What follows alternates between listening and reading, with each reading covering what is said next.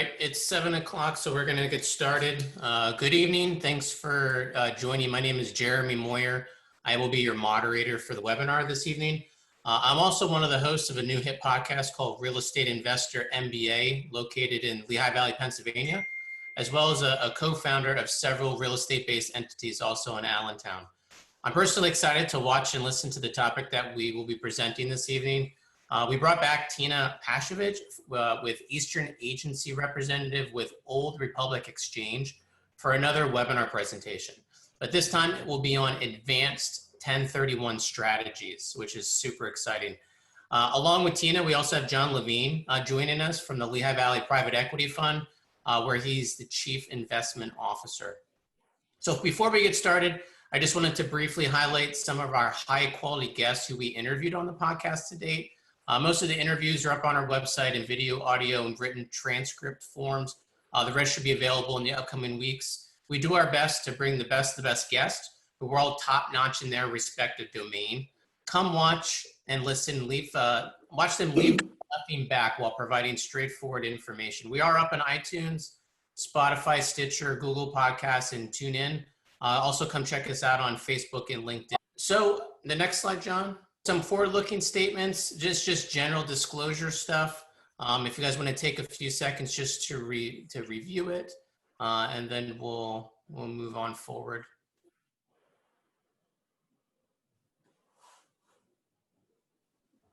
Okay, so the webinar details. So a little bit of housekeeping. If you can't hear or see the panelists or the presentation, just try to send me a chat privately, and I'll see what I can do to get you up and running. Again, the webinar will be recorded. So after the webinar is over, give us like a week or so to turn things around, and we'll have it up on our website at realestateinvestormba.com for viewing. So on to introducing our guests today. Tina Pashovich is an Eastern Agency representative with Old Republic Domain. After 30 years, a career in education, Tina is a proud Ohio State Buckeye, where she earned both a bachelor's and master's degree in education. Her educating and training background, experience with establishing and maintaining relationships with community partners, and managing skills are valuable tools in providing her clients with a comprehensive 1031 exchange transaction. Tina's approach to a 1031 exchange is to provide the client with both personal service and connection to ensure a successful exchange process. In her spare time, Tina enjoys tennis, travel, and trivia. John Levine is with us this evening. He spent over 25 years in the real estate sector, having started in 1988 as the director of taxation for one of the largest strip center developers in the country at the time, helping to create a New York Stock Exchange listed real estate company and becoming its vice president of finance. In early 2000, John was consultant for a New York City-based shopping center owner who was ramping up the organization, embarking on an acquisition spree that created a company which went from 30 million of assets to over $500 million worth of assets. Recently, John worked with 2 real estate investment trusts managing their lease administration and national tenant collections group. So that's the introduction, so we can get on our way. Welcome, Tina. I'm glad to have you back for this presentation. Thank you, Jeremy. I appreciate the invitation. I'm excited to talk today. Let's get my screen up. All right. So again, as Jeremy said, my name is Tina Pashovich, and I'm the Eastern Agency Representative for Old Republic Exchange. We are a direct subsidiary of Old Republic Title and act as a qualified intermediary for 1031 exchanges. So all we do are 1031 exchanges. And today I'm going to spend just a little bit of time going over some of the very basics of the exchange, but today we're going to emphasize a few of the advanced topics in today's world of 1031 exchanges. So first and foremost, what is a 1031 exchange? Well, it's the code given by the IRS that states that a taxpayer may sell property and defer payment of any capital gains if that taxpayer uses the proceeds to acquire a like-kind replacement property. So you're going to defer your tax And you'll find out that there are substantial benefits to that deferment. And then like kind, we're going to cover that in a bit more detail, but essentially that's any type of real property. Specifically, the code states, no gain or loss shall be recognized on the exchange of property held for productive use in the trade or business or for investment if such property is exchanged solely for property of like kind. Again, which is to be held either for productive use in a trade or business or for investment. A couple of notes. This tax code is just for investment properties, so it's not for personal property. Also, exchanges have been around since 1921, so it's not a newfangled tax code. It has a long history. However, in 1991, the Treasury came out with some specific rules.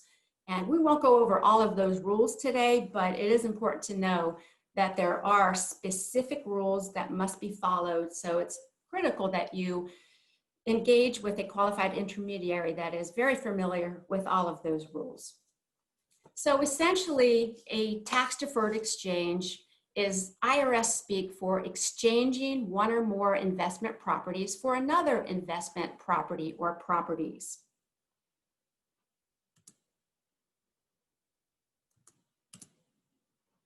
So what is capital gain? So after all, capital gain is what a 1031 exchange is all about. Capital gain, when a taxpayer sells property and has gain, that gain is capital gain, and that is subject to a pretty hefty tax. Typically, you're looking at 15 to 20% federal. You're going to tack on a state tax, which is anywhere from 0 to 13.3%. And depending on your income, you may need to add an additional 3.8% Medicare surtax. So it's a significant amount of money. How do you determine your capital gain? Well, essentially, it's your selling price minus your adjusted basis. What is your adjusted basis? That's the amount you originally purchased the property for, plus any amount paid to make improvements, minus depreciation taken. So that is your capital gain. It's important to note that one can have $0 in profit, but still have significant taxable gain. So if you sold a property or you purchased a property for $200,000 and you later sold it for $220,000, that $20,000 is your profit. However, I had a client, and this happens often, who purchased a property, we'll say property A, for $200,000. So therefore, the taxpayer's basis is $200,000. You don't have to remember all these numbers I'm going to throw out. There's a couple that'll be important that I'll focus on. So the basis is $200,000. During the taxpayer's ownership, the taxpayer took $138,500 in depreciation deductions, therefore reducing the basis to $61,500. So taxpayer sells his property, again, property A, for $180,000. So that's $20,000 less than what he paid for it. So even though it's $20,000 less, he still has a taxable gain of $118,500. So that's $180,000 minus that $61,500. So the number that you should key on is this one. That resulted in approximately $42,000 in federal and state taxes and taxable gain. So even though he sold the property for $20,000 left, he was on the hook again for close to $42,000 in capital gains tax. 3 general requirements for a tax deferral under 1031. These are 3 very important takeaways to help you understand what a 1031 exchange is. Number 1, both the property surrendered and the property received must be held either for productive use in a trade or business or for investment. So again, your primary residence does not qualify. The property surrendered and the property received must be of like kind. Again, we'll go into that in a bit more detail. And there must be an exchange as distinguished from a typical sale and purchase. What is like kind? any property that is held for investment or for use in a trade or business. So examples, you could exchange raw land for a strip mall, a single family residence for multifamily, a fee interest if it's for 30 plus years. You could exchange that for an industrial building. You could exchange a hotel for a farm. So that shows you a bit of contrast. So like kind does not mean that the property sold and the property acquired must share the same physical characteristics. And you can also exchange multiple properties, and it works both ways. You could sell one property, exchange for 3. You could sell 3 properties and exchange for 1. You can also exchange anywhere in the United States and certain territories. So quickly, property excluded from 1031 tax treatment. Any stock in a trade or other property held primarily for sale. This would include property which is included in the inventory of a dealer and is held for sale to customers, and flips. Flips do not qualify for 1031 tax treatment because they're held for a short period of time and primarily for sale. Any stocks, bonds, or notes. So REITs, I'm often asked about REITs, and that is classified as a stock, so you could not exchange that. Any securities or evidences of indebtedness or interest. Again, your personal residence, and any interest in a partnership.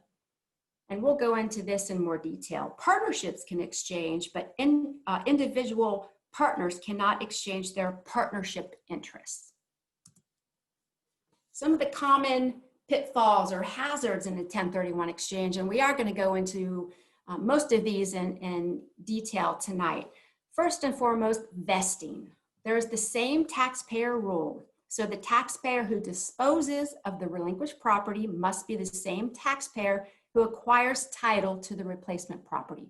So if Joe Smith sells, Joe Smith must acquire.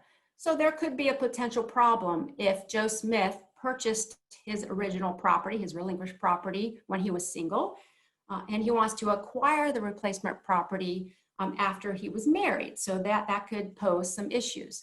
I mentioned partnership interest. Carryback financing. So you can do that within the exchange. We'll go into that in a bit more detail. Repair work, we'll cover that. Related parties, there are specific rules regarding related parties we'll cover tonight. I mentioned the same taxpayer, that's included with vesting, and we're going to go over many examples of that tonight. And then this holding requirement. So we'll go over qualified use in a 1031 exchange. So the vesting, the same taxpayer, again, that sells the relinquished property must be the same taxpayer who acquires the replacement property. Now, there are exceptions to the same vesting rule. So if John Smith sells his relinquished property, he can purchase his replacement property in a single member LLC. And the reason he can do that is because it is a disregarded entity. So essentially, he is the same taxpayer, either as John Smith or his single member LLC. Husband and wife sell the relinquished property, but they purchase the replacement property in a revocable trust. That's allowable because it's a revocable trust. If it was irrevocable, that would not be possible. Single member LLC sells the relinquished property, and then the sole member buys the replacement property. Again, the single member LLC is a disregarded entity for tax purposes, so you're looking at the same taxpayer. So those are exceptions to the same vesting rule. Let's take a look at some of the examples for disallowed vesting. Husband sells the relinquished property, husband and wife acquire the replacement property. ABC Corporation sells the relinquished property, XYZ Corporation buys the replacement property.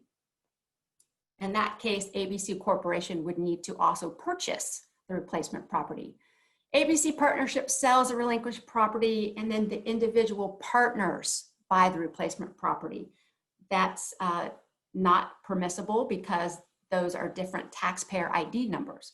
Multi-member LLC sells relinquished property, and then again, the individual members buy the replacement property. Or the multi-member LLC sells, XYZ Corporation purchases. So again, it's the same taxpayer. The same taxpayer who sells the property must acquire and hold title to the replacement property. So this brings us to the partnership dilemma. So a partnership owns real property that it intends to sell. Some partners may want to use the proceeds to buy other property in a tax-deferred exchange. But what happens when other partners wish to keep their cash and not buy anything? In a drop and swap, the partnership conveys a fractional interest to each of the partners who then sell or exchange. Now, there is risk involved with this. First of all, the partners may not use the qualified use requirement, and that essentially is the requirement that the property be held for investment, because the partners held the property briefly and only for the sole purpose of selling it. The transfer to the partners may be treated as a sale followed by a liquidation of the partnership, or the IRS could argue that the undivided interests represent partnership interests, which are excluded from tax deferral under 1031. So there are some actions that might minimize risk.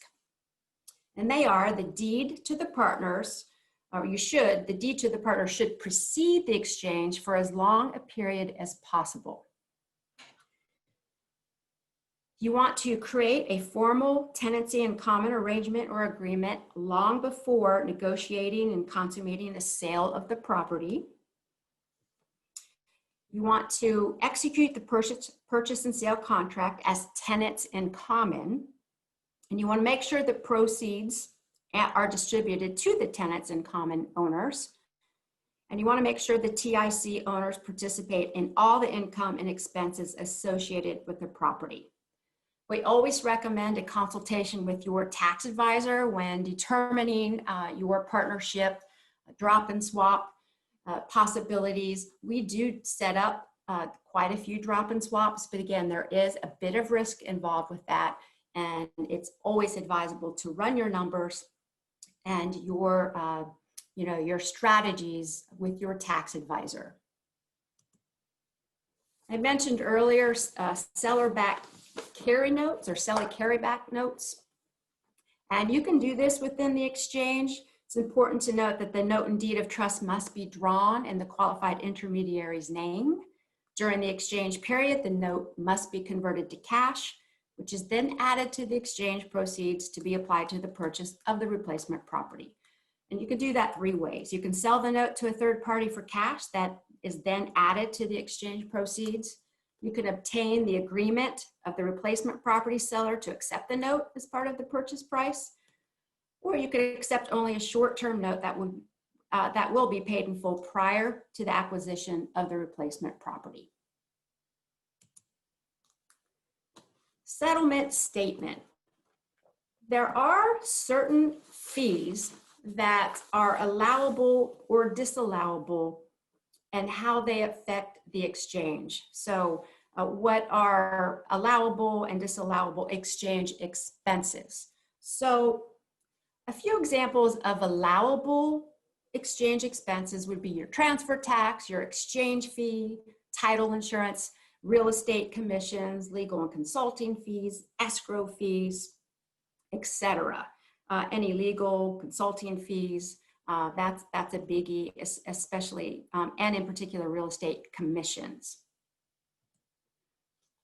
Items that are not allowed: prorated rents, security deposits, credits for non-reoccurring costs, property taxes, property insurance, repairs or termite work, loan acquisition fees. Anything associated with the loan would not qualify as a allowable exchange expense. I mentioned earlier related parties. Can you exchange with a related party in a 1031 exchange? And we're not going to go over that, but let's review what a related party is. Mother, sister, whole or half, grandparent or spouse, your father, your brother, any children, and a corporation if the taxpayer owns more than 50% of the shares. Related party rules were enacted to avoid basis shifting. So I'll use an example. If my mother owns an investment property and I wish to purchase that from her, I can do that. However, I'm going to be required to hold on to that property for a minimum of 2 years, and my mother will be required to exchange and hold on to her property for a minimum of 2 years. Again, these were enacted to prevent planned exchanges between related parties seeking to cash out property and avoid paying capital gains tax. And I'll give an example of this. Let's say Tom, taxpayer Tom, owns Low Acre. And let's say this is a property with a $100,000 basis, which he would like to sell to Smith for $500,000. Tom does not want to pay the capital gains tax on his $400,000 gain. To avoid this result, Tom swaps Low Acre for High Acre, which is owned by his mother. Mother's basis in High Acre is $500,000. How convenient. Tom now owns High Acre with a basis of $100,000, and mother owns Low Acre with a basis of $500,000. So now mother can sell Low Acre to Smith for $500,000 with no gain and therefore no tax. And mother can now hand over $500,000 in tax-free cash to Tom. So you can see why related party rules, there is an actual holding requirement of 2 years. Let's take a quick look at our delayed exchange timeline. 0 days, that's the close of the first relinquished property. I say first relinquished property because oftentimes an exchanger is combining more than one property, so the clock starts ticking on the close of the first property. You have 45 days to identify a replacement property and a total of 180 days to close on your last replacement property. These are very strict deadlines. The 45th day ends at midnight on the 45th day. So if you close on September 12th, the calculation begins the very next day. Same with the 180th day. It's important to note that weekends and holidays count. So if the 180th day falls on a weekend or holiday, you need to schedule beforehand. And again, a good qualified intermediary is going to make you aware of all of those dates and send reminders. What are the rules of identification? Well, the first and most popular is the 3 property rule. That's where you can identify up to 3 properties of any value. And you may acquire 1, 2, or all 3 of the properties. You're not required to purchase all 3. This is a good rule, especially if your intentions to acquire maybe 1, maybe 2 properties. You identify 3 as sort of an insurance policy. So maybe 1 or 2 of those properties sells before you have a chance to enter into contract. The 200% rule, that's where you can identify any number of properties as long as the fair market value does not exceed 200% of the relinquished property. So if I sell a property for $100,000, I can identify any number of properties as long as the combined values do not exceed $200,000. This is another popular rule of identification. Then there's the 95% exception. This is prone to failure because it's too aggressive. It's a bit more rare. Again, it's one of the rules of identification, or I guess technically it's a 95% exception. Imagine if you were to identify 25 properties. Well, you would be really hard pressed to close, and you would be required to close on probably all 25 if you really are looking at that 95% of the value. So in our company's history, we've had 2, and they both failed, not because of anything we did, but again, it's just too aggressive and very, very difficult to obtain. G6 restrictions. When can exchanger have access to their funds? So 45 days. If you enter an exchange and you have not identified any replacement properties, your money is returned to you on the 46th day. On the 180th day, if the exchanger fails to close on any identified properties, or any time if the exchanger completes the purchase of all the identified properties. So If you've entered into an exchange, you have not identified in writing any properties, we'll return the money on the 46th day. And by the way, this is one of the qualified intermediaries' critical functions. That is to hold and control the proceeds so that the exchanger does not have active or constructive receipt of the funds in order to have a successful exchange.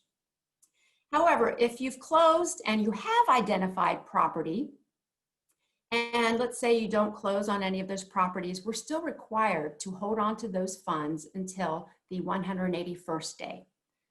If you've identified property and you've closed on all the properties you've identified and there are some excess funds, then we return those at the completed closing of the last identified property.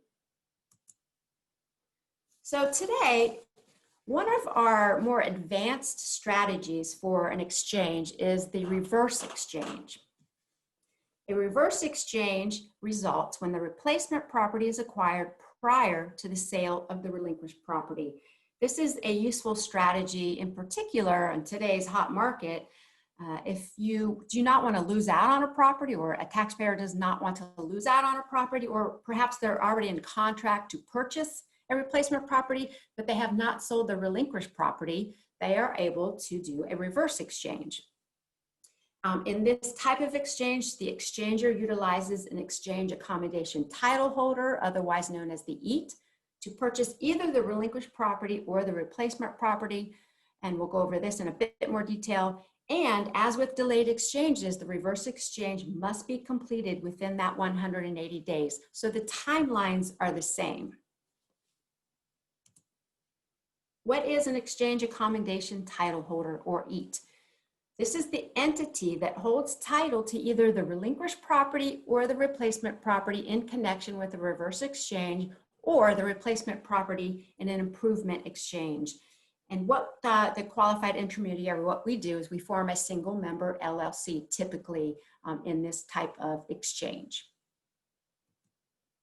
Again, same timeline. So at 0 days, title is acquired by the EAT.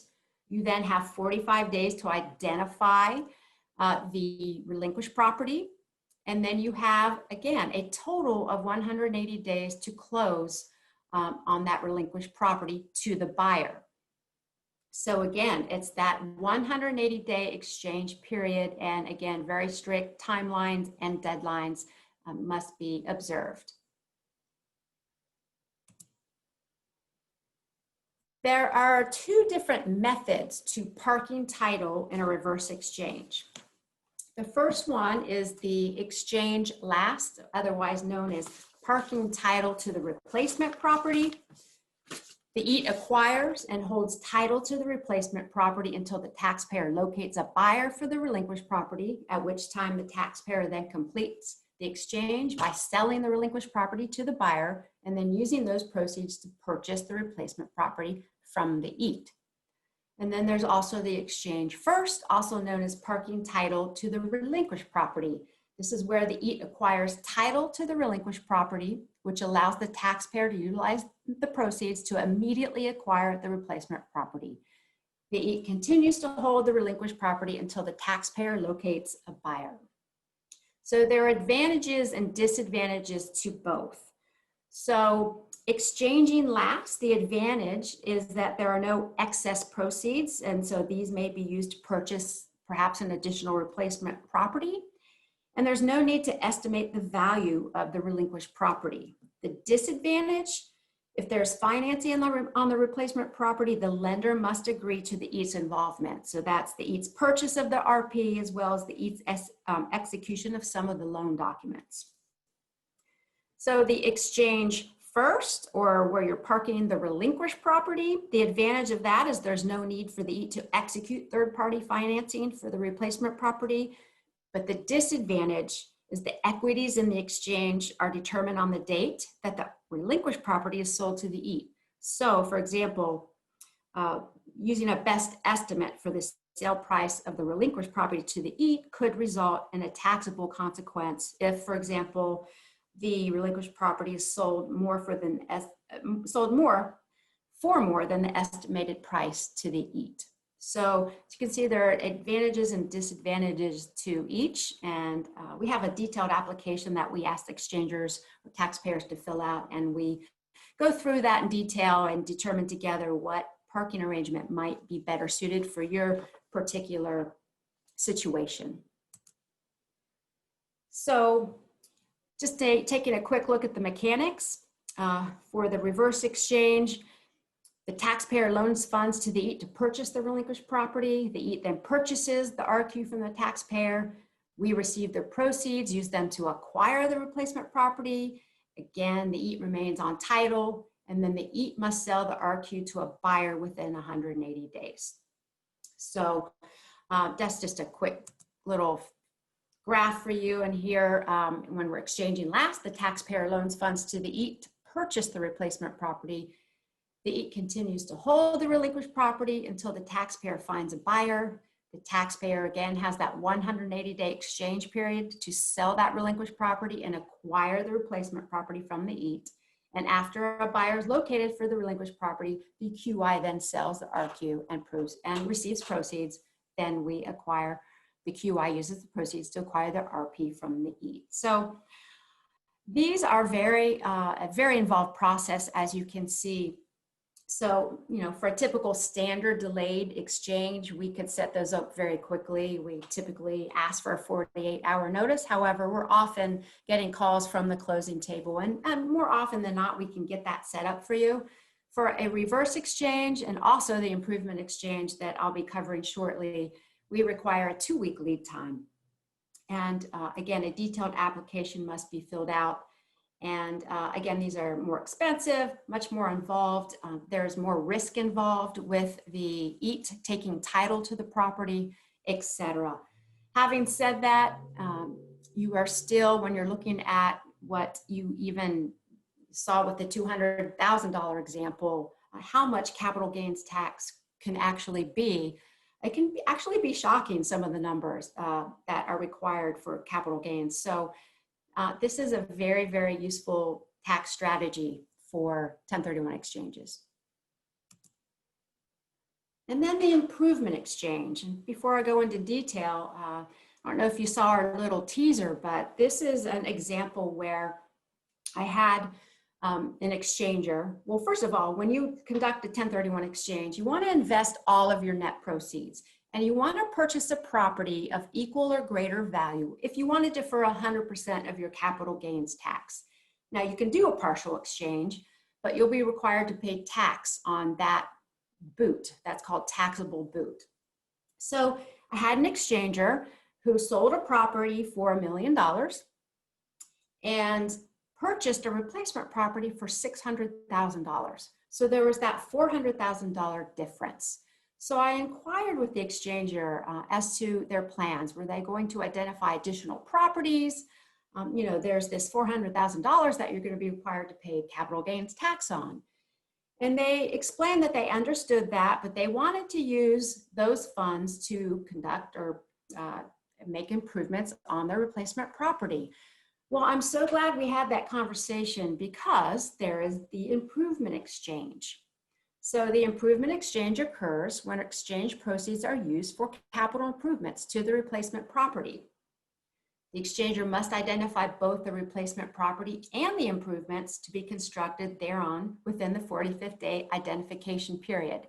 I'll backtrack a little bit. Those exchangers were going to be on the hook for approximately $130,000 just on that $400,000 boot. So again, glad we had the conversation. The improvements must be completed before the exchanger purchases the replacement property. To accomplish this, again, the EAT first acquires title to the unimproved replacement property. The EAT holds title to the replacement property while the proceeds are used to fund the improvements, and the exchanger's acquisition of the improved replacement property, again, must be completed within 180 days of closing on the property sold. So you want to find a good a construction manager to, and have all your ducks in the row for this to make sure all of your identified improvements are completed within that 180 days. So again, what does it look like? Exchanger completes the sale of the relinquished property. There's that 45-day identification. There's a detailed improvement exchange application that we ask the taxpayer to fill out. You need to identify the replacement properties and all of the capital improvements to be made to that property. The taxpayer loans the sale proceeds to the EAT to purchase the replacement property. The then purchases the replacement property and holds title while those improvements are being made. And the EAT will remit payment to the contractors for work being performed. So the taxpayer is actually the manager. It's going to send the EAT these invoices, and then the EAT remits payments. The exchanger completes the identified improvements, again, within that 180-day timeline, and the exchanger must acquire the improved replacement property within 180 days from that relinquished property sale. So those exchangers that I mentioned, that case study, rather than paying $130,000 in taxes, they were able to use those funds for improvements to their replacement property. So they were quite delighted by learning about the improvement exchange. So what do we do as a qualified intermediary? Well, you are required to have a qualified intermediary, again, as by the Treasury. And this means that we acquire the relinquished property from the exchanger and transfer it to the buyer. We also acquire the replacement property and transfer it to the exchanger. So not in a reverse or an improvement where we're actually holding title. In this case, the exchanger is assigning the contracts to the qualified intermediary. And again, that's for your standard or simultaneous exchange. We prepare all the documents required for the exchange. This includes the exchange agreement. The exchange agreement can be a simple clause in your sales contract. We also have a contract addendum. And then there's the assignment of the sales contract for both the relinquished property and the replacement property. We consult with your exchanger's tax advisor. Now, we are not permitted to or qualified to give tax advice. However, we can certainly look at some of the basic numbers and see if the equities are balanced. And we are always happy to discuss the exchange with the client's tax advisor. We execute closing documents as principal, so as the seller in the relinquished property closing and as the buyer in the replacement property closing. And again, one of our critical functions is to hold exchange proceeds to prevent the exchanger from actual or constructive receipt of the funds. I can't tell you how many calls I get from a taxpayer who had already closed on an investment property, and they decide maybe a few days or even a few hours, but a few days later is usually the phone call that I get. And they've decided, wow, they'd like to do a 1031 exchange. Well, and they've never even looked at the check that's laying on the title agent's desk or their attorney's desk. So they've never touched the funds. They certainly haven't cashed it and put it in the bank. But the fact that the taxpayer has access to those funds would disqualify them from for conducting a 1031 exchange. So again, it's important that the exchange agreement be in place before the property closes. And again, that prevents the exchanger from receiving the funds. The funds are directed or wired directly to the qualified intermediary. We also coordinate with closing agents, real estate agents, again, tax advisors, and legal advisors. So again, key is the exchange agreement must be in place before closing. And essentially, you're exchanging a property for another with the services of a qualified intermediary. When you look for a qualified intermediary, the last thing you want to do is a Google search, because other than it being required that you have a qualified intermediary, it's a highly unregulated industry. So you want to look for a company typically tied to a larger bank or a larger title company. Obviously, you want the company to be in compliance with the Code 1031, and a financial secure company and an experienced company. Old Republic Exchange's parent company, Old Republic International, has close to $20 billion in assets. You also want to make sure your QI has insurance. Old Republic Exchange has a $50 million errors and omissions policy and a $120 million fidelity bond covering acts of dishonesty or fraud, and that is the highest in the industry. So you want to be choosy with your QI, do your research, but not on the internet. So my recommendation is Old Republic Exchange. This is my contact information. I just recommend you adding 1031 as a contact. Add my number, and there's my email address. We also have an excellent website, oldrepublicexchange.com. We have valuable resources. We have many e-reports on specific topics, including the reverse exchange, the improvement exchange, etc. We also have a video that explains the basics and a calculator tab. So if you want to punch in some numbers and take a look at what an exchange might look like, that's a handy tool. So I'm going to come back on camera.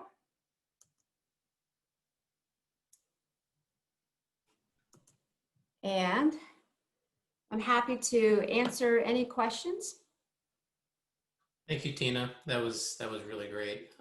So if anybody's any questions, you can put them in the chat area of the Zoom presentation, and I can ask them. I do have a few actually I wrote down, kind of just to get us started. So what are the typical fees, Tina, to do? Well, let's say you have 5 properties that you want to sell, and you want to kind of consolidate into 1 or 2 larger.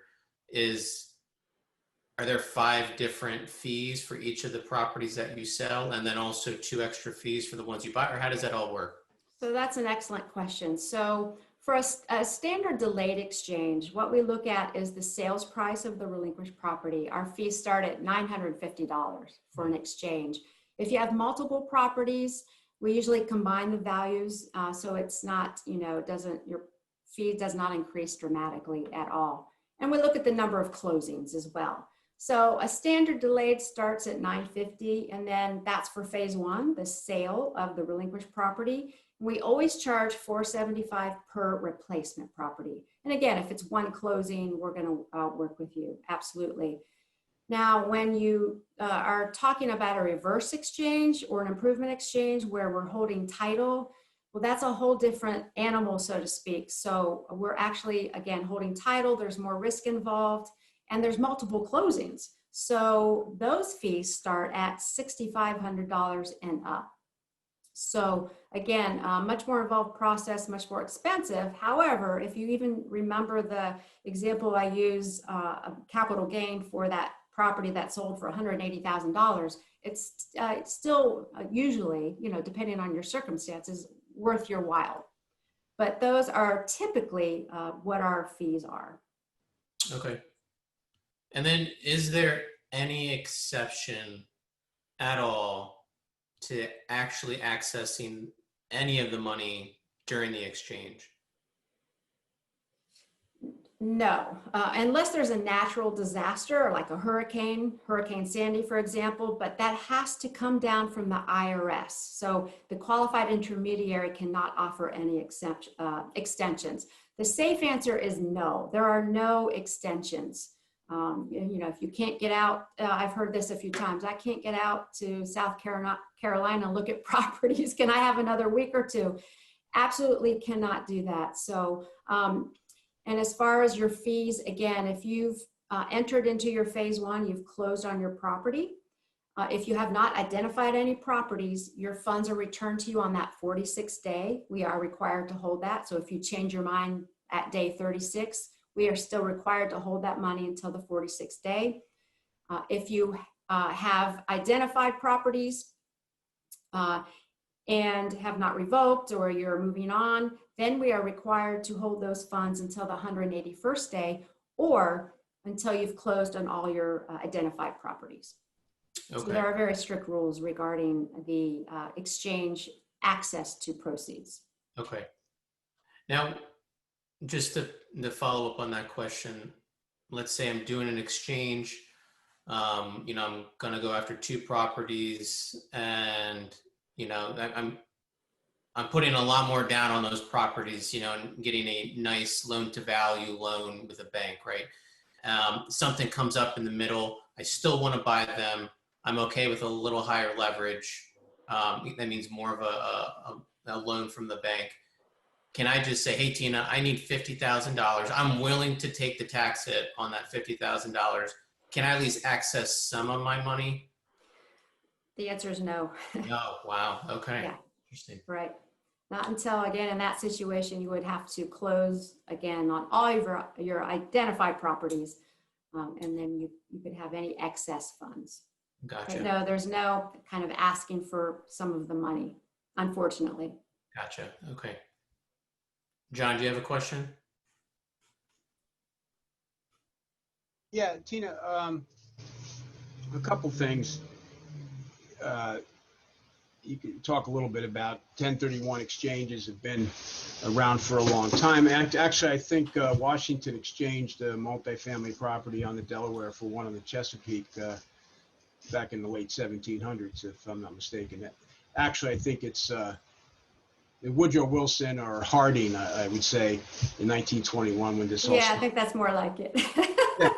You know, one of the things that we talk about all the time when we look at, you know, potential opportunities to invest here in the Lehigh Valley, and you know, the wonderful work done by all the municipalities, the Lehigh Valley Economic Development Corporation, the Planning Commission, and on and on and on, is that you're in the business of retaining wealth in the process of creating wealth. So the less money that an investor in an ongoing transaction, and this is ongoing real estate transaction, which is one of the reasons why, you know, the 1031 exchange came about in that legislation, is that they didn't want really to unfairly tax these ongoing transactions in property, as well as you know, a situation where they're in active reinvestment. So my question is, how prevalent do you see this transaction, or a lot of people missing on the ability to retain wealth in the process of what happens so much every day here in the Lehigh Valley, which is creating wealth? So a couple of points. So obviously, 1031 exchange is a real estate investor's best friend. So I am surprised that a lot of investors have not heard of a 1031 exchange. So one of my jobs is to educate and get word out, and forums like this are an excellent opportunity for that. So yes, it's an excellent wealth building tool. And another interesting aspect is that you can exchange. There's no limit to the number of times you can exchange. So you can keep building wealth. Start small, keep building wealth. And it's also a fabulous estate planning tool. So you can keep exchanging, building that wealth. And if you pass away, your heirs receive that property on what is called a step-up basis. So at that point they receive it, it's capital gains tax-free. Now, if they were to hold on to that for, let's say, 5 years, then they're just required to pay the tax on those 5 years. So if I'm understanding your question, you know, we see taxpayers at all levels, first of all. And I'll mention also that the 1031 exchange isn't just for the wealthy real estate investor. In fact, 1/3 of all exchanges are for properties less than $500,000. But having said that, those that utilize the 1031 exchange and keep doing so, find that it is, like I always say, the real estate investor's best friend. And that's just a great comment, because, you know, one of the things which we love about sponsoring this Real Estate Investor MBA is the fact that you get this high level, detailed explanation of transactions that maybe a lot of people don't know about. So, you know, that was a fantastic presentation, you know, and I know there's even more complicated transactions that help to retain wealth while you create wealth. That was awesome. So, Tina, I have another question for you. Sure.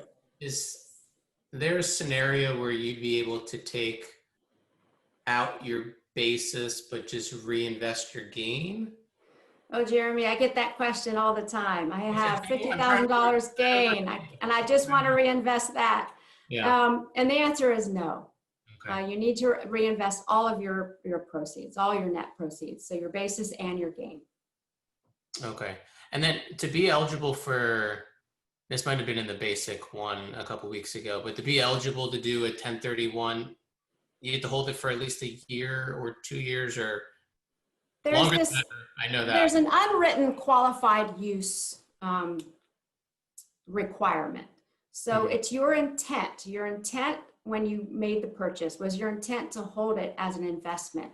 So, you know, you'll hear a lot of tax advisors recommend a year. We recommend 2. I mean, 2 is better. However, there are examples where an exchange, a taxpayer held on to the property for 4 months and the exchange was allowed. And again, the property was deemed unsuitable to rent.